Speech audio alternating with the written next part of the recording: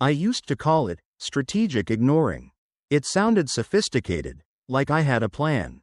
In reality, it was just dead denial dressed up in a blazer. I'd peek at my account balances the way someone might glance at a horror movie through their fingers. And if a payment bounced, I'd say, "That's tomorrow's problem." Every unopened envelope on my kitchen counter became a paperweight of shame. Until one day, it wasn't paper, it was plastic. I was at the grocery store, buying a loaf of bread and 3 bananas. The total came to $5.62. I swiped my debit card like usual, and it got declined. I laughed, awkwardly, tried credit, declined again. I felt the line behind me growing. People were shifting, sighing. I looked at the cashier and said, "Oh, that's weird," like I hadn't just been dodging overdraft alerts for 2 months straight. That moment shattered the glass I'd been living behind. It was no longer cute or quirky to live in the moment. I wasn't surviving, I was sinking. I walked out of the store with nothing. Just me and my pride in a paper-thin wallet. That night, I sat on my floor, because my couch was covered in laundry I couldn't afford to wash, and I stared at my phone. I knew I had to stop pretending everything was fine. I knew I had to look at my finances not as a crisis, but as a system that was failing because I had stopped managing it. That's when I made the rule, no more surprise numbers. So I started small. I wrote down every debt I could remember. Then I checked every account, every card, every loan. It was worse than I thought, but it was real. And strangely, being real felt better than being afraid. Debt is like mold. The longer it hides in the dark, the faster it spreads. But bring it into the light, and at least you can start cleaning. Still, admitting you're in debt is like telling people you forgot how to adult. Friends would say things like, "You just need to make more money," or, "You should have budgeted better," which is about as helpful as telling a drowning person to swim smarter. But here's the thing. I wasn't lazy. I wasn't reckless. I was just overwhelmed. And overwhelmed people don't plan, they freeze. So the first true step in this beginner's plan isn't budgeting. It's breaking the denial loop. I made a calendar alert for every bill due, even the painful ones. I renamed my debt accounts on my phone. "You've got this," instead of Capital One. I changed my background screen to say, "Check your balance first." Small, almost silly changes, but they kept me from slipping back into fantasy mode. And then, to anchor it all, I did something symbolic. I wrote a debt breakup letter. It read, "Dear avoidance, you kept me safe from reality. You made me feel okay when I wasn't. But now I see you weren't protecting me, you were preventing me. I'm choosing progress over panic. It's not you, it's me. I'm ready now." Me. Corny? Incredibly. But it worked. It felt like I was choosing to wake up. That week, I noticed everything. Every time I wanted to buy something to feel better, I paused. Every time I said, "I'll check it later," I didn't. I checked it now. I was rewiring my brain, moment by moment. And one night, while reading financial forums at 1:17 a.m., yes, I became that person. I found a thread where someone said, "Getting out of debt isn't just financial, it's emotional unlearning." That hit me like a brick of truth. You don't just stop spending, you stop chasing the feeling that spending used to give you. The quirky part? I read about a behavioral study where people felt actual pain in their brain's insula when they spent money. But when they used a credit card instead of cash, that pain lessened. The swipe made it feel painless. And that's how I'd fallen into the trap, because nothing felt real. So I decided, if it doesn't feel real, I'd make it real. I started using cash for everything possible, even if it meant showing up at the gas station like someone from the 1980s. Financial experts are still debating whether cash-based systems actually lead to better spending habits long-term. But for me, feeling the money leave my hand changed everything. That's when I realized, clarity is power. You can't build anything if you don't know what's broken. Denial isn't protection, It's poison disguised as peace. By the end of that first week, I hadn't paid off a single debt, but I had stared down the beast, named it, categorized it, and most importantly, I'd stopped lying to myself about it. That's the real beginning. Not a spreadsheet, not a big payment, just one brutally honest conversation with yourself.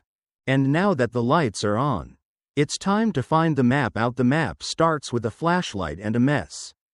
Mine was a half-empty spiral notebook and a pen that barely worked. It wasn't pretty, but neither was my situation. I sat down at the table, cracked my knuckles like I was about to face a boss battle, and started tracking every single dollar. It was humbling. No, let's be real, it was horrifying. I pulled up my bank statement and saw a horrifying mosaic of $4.98 charges from streaming platforms, late-night fast food runs, and the slow leak of subscriptions I forgot to cancel. My money wasn't vanishing. It was escaping, in hundreds of small, quiet ways. So I wrote everything down. Every income source, every expense, rent, utilities, gas, insurance, that $3.99 subscription to a meditation app I hadn't opened in 8 months. Irony, right? I didn't leave anything out, not even the $1.29 I paid for cloud storage that didn't actually store anything useful. That was when I realized something wild. I didn't have an income problem. I had an outflow problem. The money was coming in, it just wasn't being told where to go. The first time I added it all up, I felt like I needed a shower.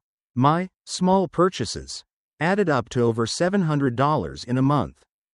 That's rent in some places. That's nearly 2 minimum payments. That's insanity disguised as normal life. But seeing it, really seeing it, was powerful. Because now I wasn't just lost in the money maze. I had a map. And the next thing I did? I color-coded rent and non-negotiables in red, survival spending in yellow. The rest? All gray. Gray meant negotiable. Gray meant optional. Gray meant, we need to talk. Next came identifying the leaks. I called them money vampires. The sneaky little charges that suck you dry without making a sound. And they were everywhere. Rounding errors, duplicate charges, auto-renewals for trials I never canceled. It was like finding out your house had been slowly flooding through a crack behind the fridge. I canceled 6 subscriptions in one sitting. And you know what? I didn't miss a single one. I also created what I called a money map. It was literally a piece of paper with arrows. Income at the top, arrows pointing down to all the places my money should go. Rent, food, minimum debt payments, savings, even just $10. And then a big red question mark for everything else. If the arrow didn't make sense, I cut it. Here's a cool behavioral tip I stumbled on during this process. Researchers found that just writing down your spending, without judgment or goals, reduces spending by nearly 15%. Financial experts are still debating whether tracking alone is as effective as full-on budgeting. But honestly, even if it didn't save me money, it saved my attention. And attention, when you're in debt, is gold. Now, let's talk income. This is where most beginner plans go off the rails. They jump straight to make more money, as if side hustles grow on trees. I knew I wasn't in a place to add another job, not yet.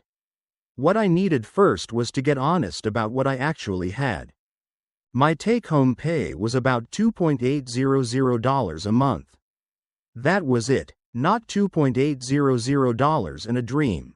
Not $2.800 plus future hopes. Just that. And that was the number I had to build my entire world around. So I made what I called my zero fantasy budget. I didn't allow any, maybe, money. No, I might get a bonus. No, I could sell that old bike. Just cold, confirmed, in my account dollars. And it was tight. Rent was $1.100. Groceries, $250.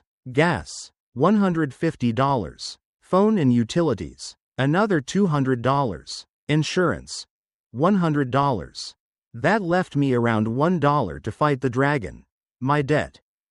And here's where something magical happened.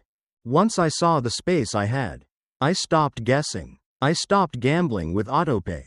I stopped wondering if I had enough for takeout. I knew. I also made a spending thermometer. It was a simple chart on my fridge showing how much discretionary spending I had left that month. I updated it every few days. Not fancy, but visual, and strangely satisfying. Now, here's the quirky thing. I read that some people take cash-only challenges, where they literally only use cash in labeled envelopes for groceries, entertainment, gas, etc. So I tried it. Week 1. I felt like a retiree in 1995. Week 2. I started loving it. Something about handing over physical bills made me more mindful. I even started carrying a little notebook to log purchases like I was my own accountant. I drew a tiny tie on the cover and named him Accountant Me. I'll admit, some friends thought I was being dramatic, but I stopped caring, because the peace I got from knowing where my money was going. Worth it. By the end of that month, I didn't just know my money, I trusted myself with it. That's the difference between wandering and walking. When you're wandering, you hope. When you're walking, you know. So if you're in the middle of your own mess, start your money map. Write it out. Don't skip the small stuff. The tiny leaks are usually the biggest problem. And don't be afraid of what you'll find. Because even if it's messy, even if it's worse than you thought, knowing is always better than guessing. And with that clarity, I was ready to stop just tracking the storm, and start building shelter from it. Shelter. In this case, looked like a cheap spiral notebook, 2 highlighters, and a cinnamon candle that smelled suspiciously like regret. But this was going to be my sanctuary, my financial dojo, my budget. Now let's be real, I'd made budgets before, usually on a random Sunday when motivation struck harder than logic. I'd get excited, download an app, type in lofty goals, and by Thursday I was crying into a delivery receipt wondering what happened. The truth? Those weren't budgets. They were wish lists with numbers. So this time, I did it differently. No apps, no overthinking, just my real income, my real expenses, and my actual behavior. I called it my beginner budget ritual.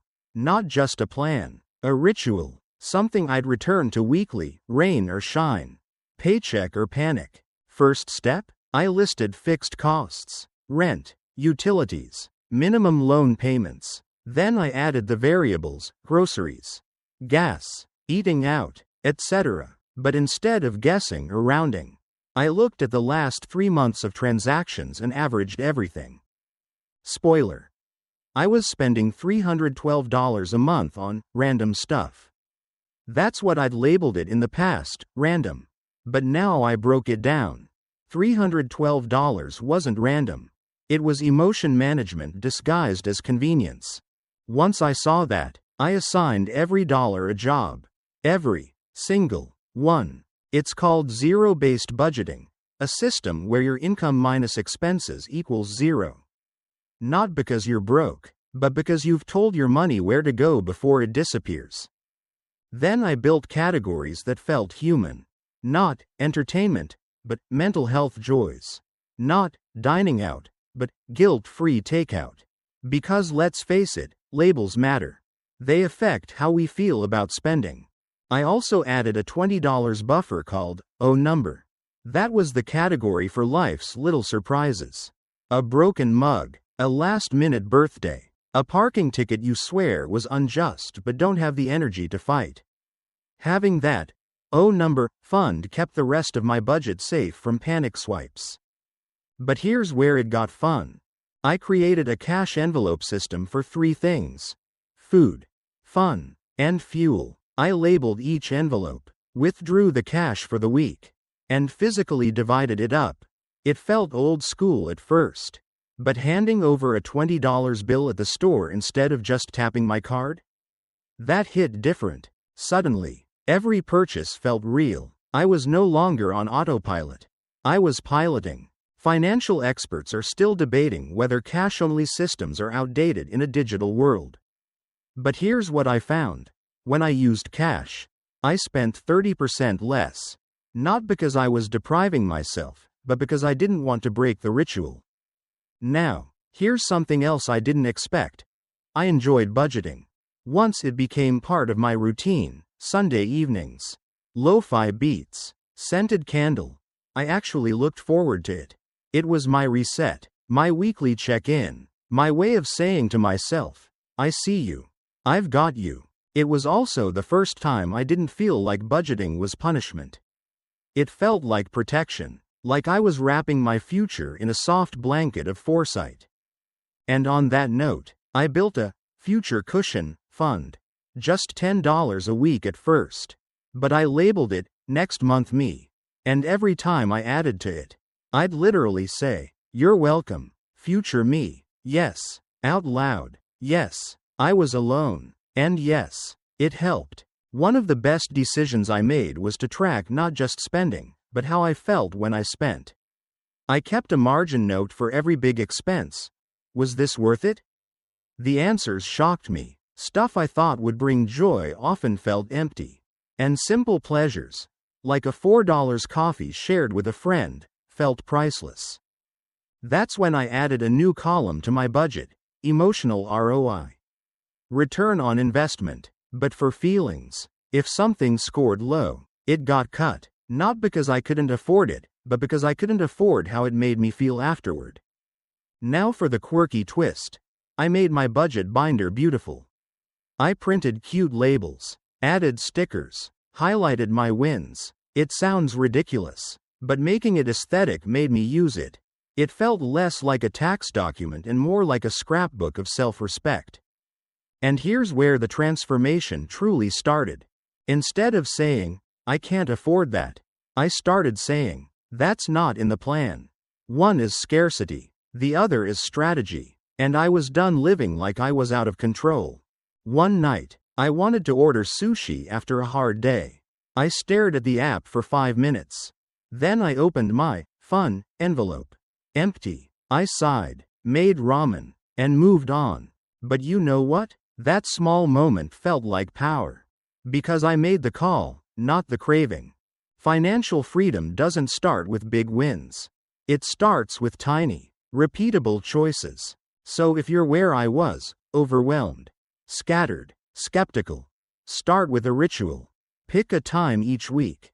Light a candle. Play music. Make budgeting feel like something you want to return to. Because once it becomes a rhythm, it becomes a habit. And once it's a habit, it becomes your protection, your boundary, your anchor in a world full of impulsive waves. And with my anchor set, I was finally ready to face the beast head on, the mountain of debt. Not with fear, with a plan.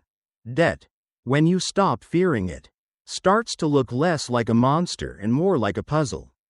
One with jagged edges, yes, but solvable. And now that I had my map and my shelter in place, I was finally ready to face it head on. First step? I stopped seeing all my debt as one huge lump. That's like trying to fight a hydra with a broom. Instead, I named every head of the beast, each loan, each credit card, each unpaid bill. Then I ranked them. I used 2 highlighters, red for hurting me fast and blue for hurting me slowly. The red ones were my high-interest credit cards and payday loans. The ones that grew like weeds even when I wasn't touching them. The blue ones were student loans and payment plans, manageable, but still pressure points. This is where the Snowball versus Avalanche debate comes in. The Snowball method says, pay off the smallest debt first. For momentum, the Avalanche says, hit the one with the highest interest rate. For mathematical savings, financial experts are still debating which is better long-term.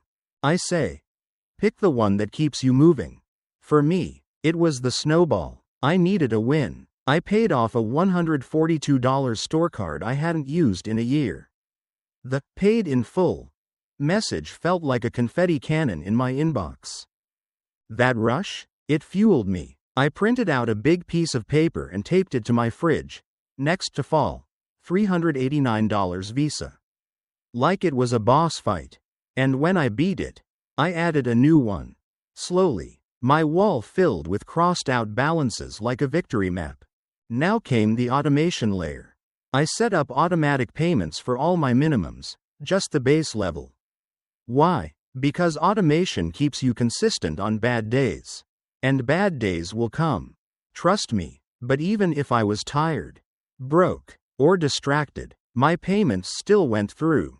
Then I created what I call the debt slicer transfer. Every Friday, I checked my checking account. Any leftover amount after my bills and weekly budget got immediately transferred to a debt account. Even if it was $7.83. That little slice added up faster than I expected. 1 month it totaled $128 just from leftovers. That's a whole minimum payment, just from not spending what I could have. Now let's talk negotiation, the part that used to terrify me. I made a list of all the creditors and lenders I owed and called them. One by one. I had a script. I practiced it in the mirror like I was going on a weird job interview. Hi, I'm trying to get back on track financially. I want to pay what I owe. But I need help. Do you have any hardship programs, interest reductions, or payment restructuring options? And you know what? They didn't yell. They didn't shame me. Most of them said yes. One even waived a late fee just because I asked politely. Imagine that. One particularly helpful representative said, "You'd be surprised how many people just stop answering the phone. The fact that you called? That already puts you ahead." That stuck with me. I also learned to ask for everything in writing. Email confirmations, printed plans. Because if it's not written down, it didn't happen. I kept a little binder just for these documents. Labeled, Debt Deal Records. It felt dramatic, but it saved me more than once. One of the best moves I made was debt stacking with intention. That meant I didn't just pay off stuff at random. I paid it in a specific order based on emotion plus math. High interest first unless a small balance was emotionally heavy. Like the money I owed my cousin. That went first. Because shame is a hidden interest rate too. Now for a weird, modern twist. I started celebrating every win, publicly. Not on social media, but with myself. I had a debt-free jar. Every time I paid off a balance, I put a sticky note in the jar with the amount and the date. When I felt tired or discouraged, I'd pull one out and remember, I did that. Quirky? Maybe, but those small wins kept me going. And then, something incredible happened. I got a raise. Not a big one. Just $100 more per month. But instead of absorbing it into lifestyle inflation, I directed it entirely to debt. It became my turbocharge line, a tiny engine that pushed me forward faster than I expected. Another strategy I adopted, windfall rules. Tax return? 70% goes to debt. Unexpected refund? Same rule. Birthday cash? Sorry, past me made some poor decisions, enjoy your gift. Visa. And because I'm me, I made a debt battle playlist on Spotify. It was 100% cheesy motivational songs and victory anthems. I'd play it while updating my tracker or making payments. Yes, there were dance breaks. Yes, they were embarrassing. No, I don't regret a single one. By this point, I had momentum. Not the kind you feel once and forget, but the kind that builds a new identity. I wasn't in debt. I was on my way out. And that's a powerful shift. But even then, I knew this wouldn't be a straight line. Progress would test me, setbacks would happen, and if I wasn't careful, I'd fall back into old habits. Triggered by stress, boredom, or that one sale notification that always hits at 2 a.m. So as I crossed out another balance from my wall, I started preparing for the next phase. The one where the math is done. But the mind still needs rewiring. Here's the cruel twist about debt. Even after you've paid it off, or most of it, the residue lingers. In your habits, in your thoughts, in that quiet voice that says, "You've been good, you deserve to splurge." So when I started approaching zero balances, I expected to feel victorious.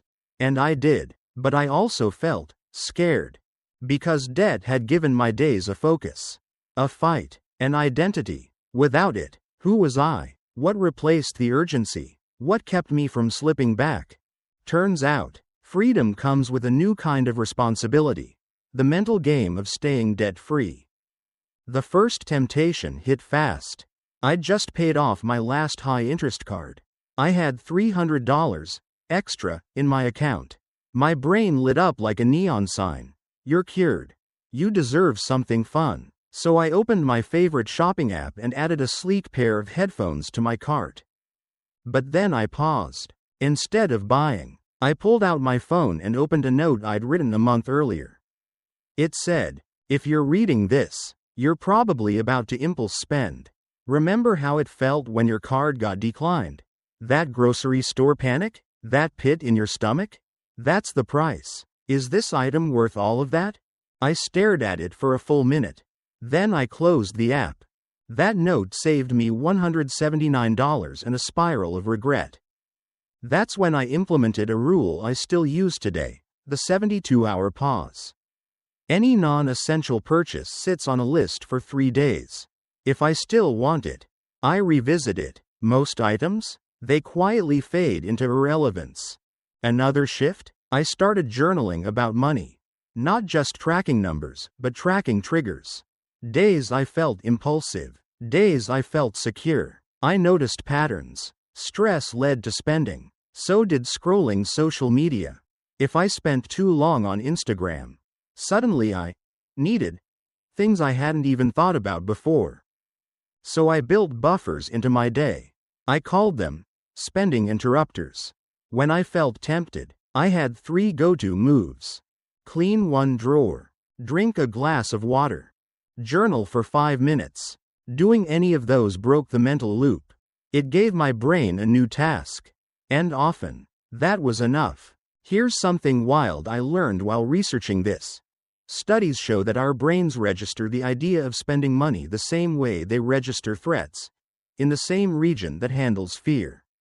That's why financial decisions can feel so loaded, so emotional. We're not just budgeting, we're navigating our primal instincts.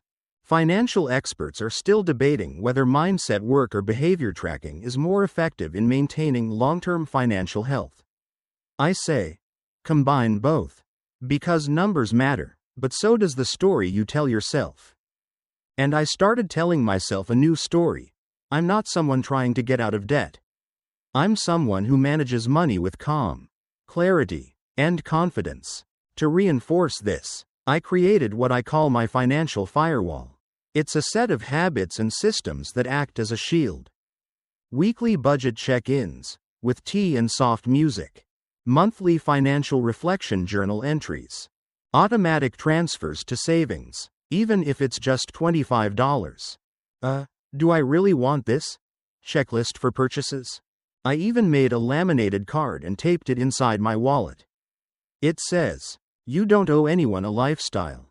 You owe yourself peace." And every time I read it, I breathe easier. Now for a quirky trick I started doing, and still love. Every time I don't buy something, I transfer that amount to my savings.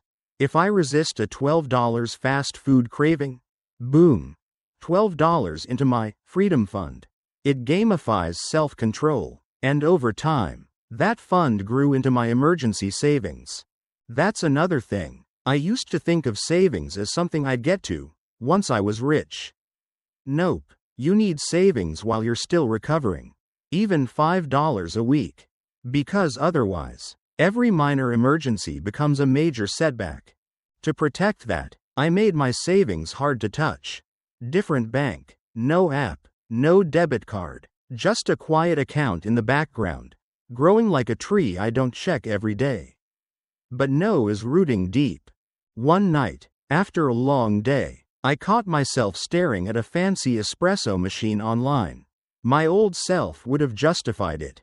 But instead, I opened my journal, lit my cinnamon candle, and asked, "What are you really craving right now?" The answer wasn't caffeine. It was comfort. So I made tea, wrote a page, put on music, and fell asleep with a full heart and an empty cart. By then, I knew I'd won something bigger than the debt battle. I'd won trust in myself. The kind that doesn't come from one good month, but from a series of quiet, consistent wins stacked together like bricks. If you're still in the middle of it, please hear this. Freedom isn't a finish line. It's a daily practice, one moment at a time.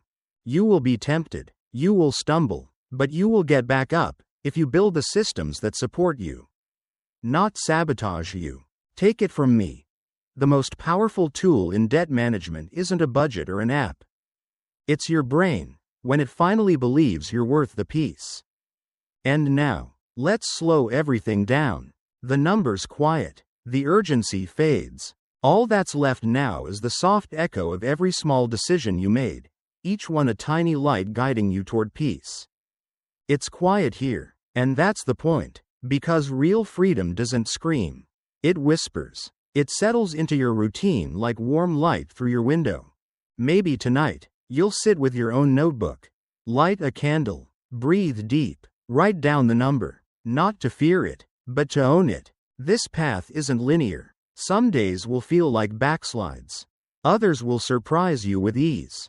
But no matter where you are right now, you've started, and that is the bravest, most beautiful part.